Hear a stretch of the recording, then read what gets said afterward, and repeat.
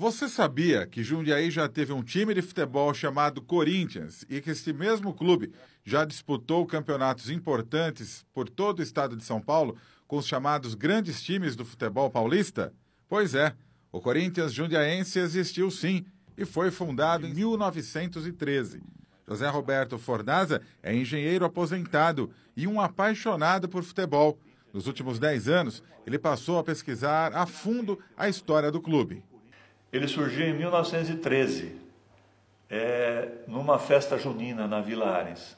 Alguns moradores do bairro, alguns industriais do bairro, resolveram fazer um time de futebol que acabou ganhando o nome de Corinthians Jundiaense em homenagem ao Corinthians Paulista. O primeiro jogo do Corinthians Jundiaense com esse nome, porque ele teve um outro nome nos primeiros 2 anos, aconteceu em 1915 e o Corinthians Paulista ganhou de 5-0. Voltaram a jogar algumas vezes durante a existência do estádio, né? E a última partida com registro do Corinthians Jundiaense, por coincidência nessa fase, é contra o Corinthians Paulista em 1924, com uma vitória do Corinthians Paulista por 2-0.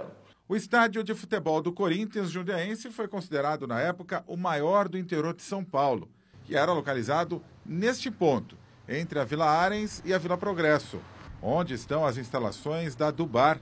O estádio foi demolido para a construção da indústria de bebidas. O Corinthians Jundiaense construiu um estádio belíssimo para a época, muito moderno para a época, no alto da Vila Progresso, onde hoje se situa a indústria do bar. Os moradores da Vila Ares e sua grande torcida fazem um grande movimento para restaurar o time em 1930. Ele volta à atividade sem estádio, jogando nos estádios dos outros times ou num estádio muito precário que se situava onde hoje é a Rua Olavo, Dr. Olavo Guimarães, também na Vila Ares.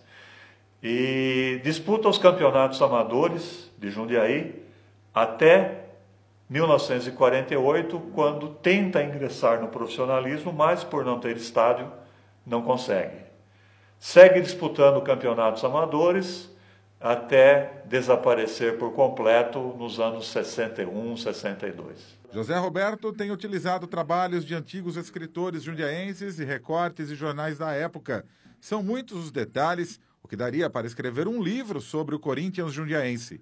Durante o trabalho de pesquisa, descobriu-se que Adoniran Barbosa morou em Jundiaí e que ele era um apaixonado pelo Corinthians Jundiaense. Ele pegou o auge do Corinthians Jundiaense, os anos de ouro, com o estádio, com grandes times, e ele era fã, confesso, né, nas suas declarações.